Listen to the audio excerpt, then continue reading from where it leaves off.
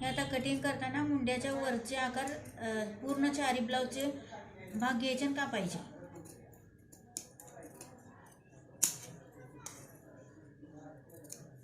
परत हे गळ्याचे अर्ध्यापर्यंत 4 कापायचे.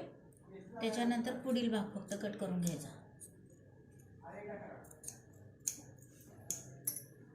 ही सुई काढायच्या अगोदर इथं मार्किंग करून घ्यायचं.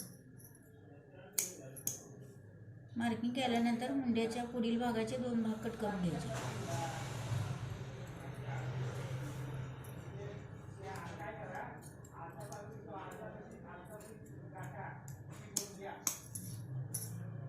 परत हे क्रॉस पट्टीचे दोन्ही भाग.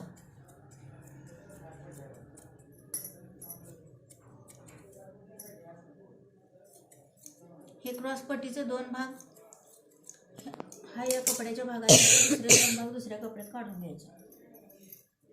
परत हा मागील गळा असा टाकून घ्यायचा.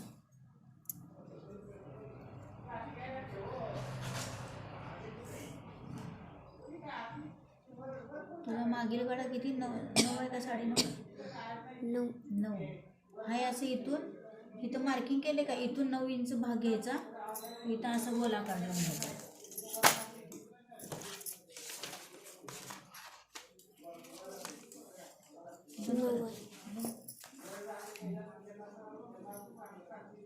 ही अशी झाली साध्या ब्लाऊजची बॉडी. बंद करा.